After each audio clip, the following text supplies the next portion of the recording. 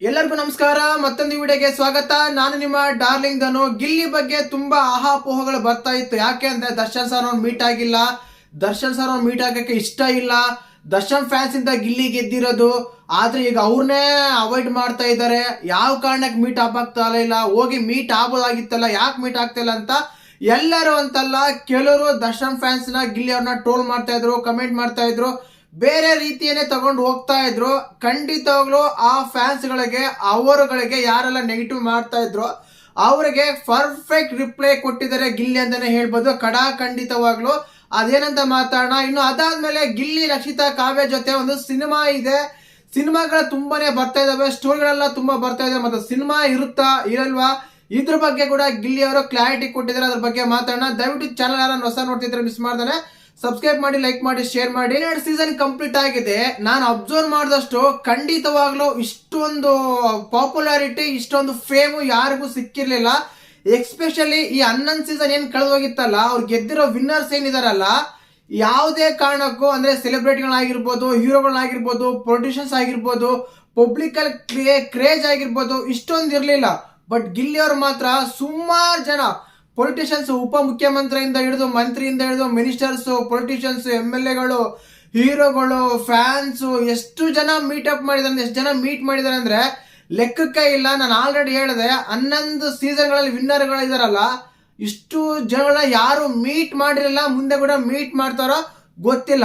But Gilli ಅವರು ಮಾತ್ರ ಅಷ್ಟು ಜನ ಮೀಟ್ ಮಾಡಿದ್ದಾರೆ. ಪ್ರತಿಯೊಬ್ಬ ಹೀರೋಗಳನ್ನ, ಪೊಲಿಟಿಷಿಯನ್ಸ್ನ, ಎಮ್.ಎಲ್.ಎಗಳನ್ನ, ಮಿನಿಸ್ಟರ್ಗಳನ್ನ ಎಲ್ಲರನ್ನೂ ಮೀಟ್ ಆಗಿದ್ದಾರೆ.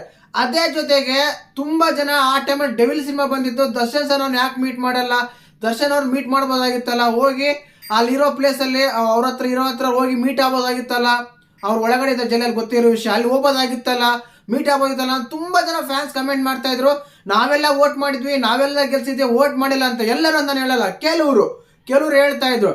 ಬಟ್ ಅದಕ್ಕೆ ಗಿಲ್ಲಿಯ ಪರ್ಫೆಕ್ಟ್ ರಿಪ್ಲೈ ಕೊಟ್ಟಿದ್ದಾರೆ. ಅವ್ರು ಆಲ್ರೆಡಿ ವಿಚಾರಿಸಿದ್ರಂತೆ, ನಾನು ಹೋಗಿ ಮೀಟಪ್ ಮಾಡ್ಬೋದಾ, ನಾನು ಮೀಟ್ ಮಾಡ್ತೀನಿ ಹೋಗಿ ಅಂತ ಅಲ್ಲಿ ಜೈಲಿನ ಅಧಿಕಾರಿಗಳ ಕೇಳಿದ್ರೆ ಅವ್ರು ಹೇಳಿ ವಿಷಯ ಏನಂದ್ರೆ, ನಿಮ್ಗೆ ಗೊತ್ತೇ ಇರುತ್ತೆ, ದರ್ಶನ್ ಸರ್ ಅವರು ಒಳಗಡೆ ಇದ್ದಾಗ ಅವಾಗ ತುಂಬಾ ಜನ ಹೋಗಿ ಮೀಟ್ ಮಾಡ್ತೀವಿ ಅಂತ ಹೋಗ್ತಾ ಇದ್ರು. ಆ ಕಾರಣಕ್ಕೆ ಫ್ಯಾಮಿಲಿ ಅವ್ರನ್ನ ಬಿಟ್ಟು ಮತ್ತೆ ಲಾಯರ್ನ ಇಬ್ರು ಮಾತ್ರ ಮೀಟ್ ಮಾಡಬೇಕು, ದರ್ಶನ್ ಅವರು ಬೇರೆಯವ್ರನ್ನ ಯಾರು ಮೀಟ್ ಮಾಡೋಗಿಲ್ಲ ಅಂತೇಳಿ ಹೇಳಿದ್ರು. ಆ ಕಾರಣಕ್ಕೆ ನಮ್ಮನ್ನ ಮೀಟ್ ಆಗಕ್ಕೆ ಬಿಡ್ತಾ ಇಲ್ಲ, ಅದರ ರೂಲ್ಸ್ಗಳು ಇಲ್ಲ, ಪ್ರೋಟೋಕಾಲ್ ಇಲ್ಲ. ಆ ಕಾರಣಕ್ಕೆ ನಾನು ಮೀಟ್ ಆಗ್ತಾ ಇಲ್ಲ ಅಂತೇಳಿ ನಿನ್ನೆ ಗಿಲ್ಲಿ ಅವರು ಪರ್ಫೆಕ್ಟ್ ಆಗಿ ರಿಪ್ಲೈ ಕೊಟ್ಟಿದ್ದಾರೆ ಅಂತಾನೆ ಹೇಳ್ಬೋದು. ಇನ್ನು ಅದೇ ರೀತಿಯಾಗಿ ಕಾವ್ಯ, ಗಿಲ್ಲಿ, ರಕ್ಷಿತಾ ಈ ಜೊತೆ 3 ಟ್ರೈಯಾಂಗಲ್ ಲವ್ ಸ್ಟೋರಿಗಳು ತುಂಬಾನೇ ಬರ್ತಾ ಇದಾವಂತೆ. ಡೈರೆಕ್ಟರ್ಗಳು ಹೊಸ ಡೈರೆಕ್ಟರ್ ಆಗಿರ್ಬೋದು, ಕೆಲವು ಹಳೆ ಡೈರೆಕ್ಟರ್ ಆಗಿರ್ಬೋದು, ಆ ಟ್ರೈಯಾಂಗಲ್ ಸ್ಟೋರಿನ ತಗೊಂಡೋಗಿ ಕತೆ ಎಲ್ಲ ಹೇಳ್ತಾ ಇದ್ರಂತೆ ಗಿಲ್ಲಿ ಅವರಿಗೆ. ಆದಷ್ಟು ಬೇಗ ಸಿನಿಮಾ ಮಾಡಬೇಕು, ಆದ್ರೆ ನಾನ್ ರೆಡಿ ಇದ್ದೀನಿ. ಇನ್ನು ಅವರು ಕತೆ ಎಲ್ಲ ಒಪ್ಕೋಬೇಕಲ್ವ. ಈಗ ರಕ್ಷಿತಾ ಆಗಿರ್ಬೋದು, ಕಾವ್ಯ ಆಗಿರ್ಬೋದು, ಅದೇ ಟ್ರೈಯಾಂಗಲ್ ಸ್ಟೋರಿಗಳೆಲ್ಲ ಬರ್ತಾ ಇದಾವೆ, ಅವ್ರಿಗೂ ಲೈಕ್ ಆಗಬೇಕು, ಪ್ರೊಡ್ಯೂಸರ್ ಬೇರೆ ಸಿಗಬೇಕು, ಎಲ್ಲ ಸೆಟ್ ಆಗ್ಬೇಕಲ್ಲ ಅಂತೆಲ್ಲ ಹೇಳ್ತಾ ಇದ್ರೆ, ಖಂಡಿತವಾಗ್ಲೂ ಇವ್ರ ಮಾತಲ್ಲಿ ನೋಡ್ತಾ ಇದ್ರೆ ಯಾವುದೋ ಒಂದು ಸಿನಿಮಾ ಬರ್ಬೋದು. ಈ 3 ಜನ ಸೇರಿ ಸಿನಿಮಾ ಮಾಡ್ತಾರೆ ಅಂತ ನನಗೆ ಎಕ್ಸ್ಪೆಕ್ಟೇಷನ್ಸ್ ಇದೆ. ಖಂಡಿತವಾಗ್ಲೂ ಆಗ್ಲಿ, ಆದಷ್ಟು ಬೇಗ ಆಗ್ಲಿ. ಏನಕ್ಕಂದ್ರೆ ಕ್ರೇಜ್ ಇದ್ದಾಗ್ಲೇ ಸಿನಿಮಾ ಮಾಡ್ಕೋಬೇಕು, ದುಡ್ಡು ಮಾಡ್ಕೋಬೇಕು, ಇಲ್ಲ ಅಂದ್ರೆ ಆಗಂಗಿಲ್ಲ. ಖಂಡಿತವಾಗ್ಲೂ ಇದಂತೂ ಸತ್ಯ. ಸಖತ್ ಕ್ರೇಜ್ ಇದೆ. ಈ ಕ್ರೇಜ್ ಕೂಡ ಮುಂದಿನ ದಿನಗಳಲ್ಲಿ ಇರುತ್ತೆ ಅಂತ ಅನ್ಕೊಂಡಿದ್ದೇನೆ. ನೋಡೋಣ ಯಾವ ರೀತಿ ಎಲ್ಲ ಆಗುತ್ತಂತ. ಒಂದಂತೂ ಸತ್ಯ, ದರ್ಶನ್ ಸರ್ ಅವ್ರಿಗೆ ಮೀಟ್ ಆಗಕ್ಕಾಗಲ್ಲ, ರೂಲ್ಸ್ ಎಲ್ಲ ಅದ್ರಲ್ಲ, ಪ್ರೋಟೋಕಾಲ್ ಇಲ್ಲ ಅಂತ ಹೇಳಿದ್ರು. ಮತ್ತೆ ಹೊರಗಡೆ ಬಂದ್ಮೇಲೆ ಹೋಗಿ ಮನೆಗೆ ಹೋಗಿ ಮೀಟಪ್ ಮಾಡಿ ಅವ್ರ ಆಶೀರ್ವಾದ ತಗೊಂಡು ಬರ್ತೀನಿ ಖಂಡಿತವಲ್ಲ ಅಂತ ಹೇಳಿದ್ರು. ಅದೇ ಜೊತೆಗೆ ಕಾವ್ಯ ಮತ್ತು ರಕ್ಷಿತಾ ಜೊತೆ ಸಿನಿಮಾ ಬರುತ್ತೆ. ಸುಮಾರು ಕಥೆಗಳೆಲ್ಲ ಬರ್ತಾ ಇದಾವೆ, ಅದ್ರ ಬಗ್ಗೆ ಡಿಸ್ಕಸ್ ಆಗ್ತಾ ಇದೆ. ಮುಂದಿನ ದಿನಗಳಲ್ಲಿ ಅಪ್ಡೇಟ್ ಕೊಡ್ತೀನಿ ಅಂತ ಹೇಳಿದ್ರು. ಇನ್ನು ಅದಾದ್ಮೇಲೆ ಆ ಸಿನಿಮಾ ಬಗ್ಗೆ, ಸರ್ಕಾರಿ ಶಾಲೆ HIT ಇದೆಯಲ್ಲ, ಆ ಸಿನಿಮಾ ಬಗ್ಗೆ ನಾನು ಆಲ್ರೆಡಿ ವಿಡಿಯೋ ಬೈಟ್ ಮಾಡಿ ಕಳಿಸಿದ್ದೆ, ವಿಡಿಯೋಗಳ ಮಾಡಿ ಕಳಿಸಿದ್ದೆ. ಬಟ್ ಆ ರೀತಿ ಏನಕ್ಕೆ ಆ ರೀತಿ ಮಾತ್ರ ನನಗಂತೂ ಗೊತ್ತಿಲ್ಲ.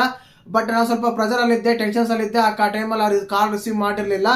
ಆ ಕಾರಣಕ್ಕೆ ಆ ರೀತಿ ಏನಾದ್ರೂ ಹೇಳಿರ್ಬೋದು. ಇರ್ಲಿ, ಪರವಾಗಿಲ್ಲ, ಅವ್ರ ಕಷ್ಟಗಳು ಅವ್ರಿಗೆ ಇರ್ತಾವಂತೆಲ್ಲ. ಯಾವುದೇ ಕಾರಣಕ್ಕೆ ಅವ್ರ ಬಗ್ಗೆ ನೆಗೆಟಿವ್ ಮಾಡ್ದಾನೆ ಸಿಂಪಲ್ ಆಗಿ ಉತ್ತರ ಕೊಟ್ಟು ಗಿಲ್ಲಿ ಅವ್ರು ನಿಲ್ಲಿಸಿದ್ರು. ಒಂದಂತೂ ಸತ್ಯ, ಬಿಗ್ ಬಾಸ್ ಮಾಡಿದ್ದಾಗ ಯಾವ ರೀತಿಯಾದ ಒಂದು ಮುಗ್ಧತೆಯಿಂದ ಹೊರಗಡೆ ಬಂದ ಮೇಲೆ ಕೂಡ ಅದೇ ರೀತಿಯಾದ ಮುಗ್ಧತೆಯಿಂದನೇ ಇದ್ದಾರೆ. ಬಟ್ ಎಲ್ಲೂ ಟಂಗ್ ಸ್ಲಿಪ್ ಆಗಿಲ್ಲ, ಮಾತೆಲ್ಲೂ ತಪ್ಪಲಿಲ್ಲ, ಮಾತು ಮೀರ್ಲಿಲ್ಲ ಅಂತಾನೆ ಹೇಳ್ಬೋದು. ಕರೆಕ್ಟ್ ಆಗಿ ಯಾವ ಕಾರಣಕ್ಕೆ ಯಾವ ಟೈಮಲ್ಲಿ ಏನ್ ಮಾತಾಡ್ಬೇಕು ಅದನ್ನೇ ಮಾತಾಡ್ತಾರೆ ಅಂತಾನೆ ಹೇಳ್ಬೋದು. ಖಂಡಿತವಾಗ್ಲು ಇದು ಒಂದು ಗಿಲ್ಲಿಯ ಉತ್ತರಗಳು. ಇನ್ನು ಅದಾದ್ಮೇಲೆ 14ನೇ ತಾರೀಕು ಬರುತ್ತೆ ದೊಡ್ಡ ಮನೆ ಹಬ್ಬ. ಅದ್ರಲ್ಲಿ ಆಲ್ರೆಡಿ ಅಶ್ವಿನಿ ಅವ್ರಿಗೆ ಒಂದು ಟಾಂಗ್ ಕೊಟ್ಟಿದ್ದಾನೆ. ಏನಂದ್ರೆ ಅಲ್ಲಿ ಸೆಟ್ ಅಂತ ಹೇಳ್ತಾ ಇದ್ರು, ಅಲ್ಲಿ ಸೆಟ್ ಅದಕ್ಕೆ ಅಲ್ಲಿ ಉದುರಿಸ್ತೆ ಅಂತ ಹೇಳಿ ಗಿಲ್ಲಿ ಬಾಲ್ ಹಾಕಿ ಅಲ್ಲಿ ಉದುರಿಸಿದ್ರೆ, ಅದರಲ್ಲೂ ಕೂಡ ಅವರೇ ಹೇಳ್ಬಿಟ್ರೆ ಆಲ್ಸೆಟ್ ಅಂತ, ಏನು ಮಾತಾಡೋಕ್ಕಾಗಲ್ಲ, ಸುಮ್ಮನೆ ಇದ್ಬಿಡ್ತೀನಿ ಅಂತ ಹೇಳ್ತಾರೆ. ಇನ್ನು ಕಾವ್ಯಾಗಾದ್ರೆ ಖಂಡಿತವಾಗ್ಲೂ ಹೇಳ್ತಾರೆ, ಮನೆಗೆ ಹೋಗಿ ರೇಗಿಸ್ತೀನಿ, ಮೆಸೇಜಲ್ಲಿ ರೇಗಿಸ್ತೀನಿ, ರೇಗಿಸೋದು ಬಿಡೋದೇ ಇಲ್ಲ ಅಂತ ಡೈರೆಕ್ಟ್ ಆಗಿ ಹೇಳ್ತಾರೆ. ಸಖತ್ತಾಗಿತ್ತು, ತುಂಬಾ ಚೆನ್ನಾಗಿರುತ್ತೆ ಅಂತ ಹೇಳ್ಬೋದು. ನೋಡೋಣ ಎಪಿಸೋಡ್ ನೋಡಿ ಮಾತಾಡೋಣ ಅಂತ ಅದ್ರ ಬಗ್ಗೆ ಕೂಡ. ದಯವಿಟ್ಟು ಚಾನಲ್ ಯಾರು ಹೊಸ ನೋಡಿದ್ರೆ ಮಿಸ್ ಮಾಡಿದ್ರೆ ಸಬ್ಸ್ಕ್ರೈಬ್ ಮಾಡಿ, ಲೈಕ್ ಮಾಡಿ, ಶೇರ್ ಮಾಡಿ. ಜೈ ಹಿಂದ್, ಜೈ ಕರ್ನಾಟಕ.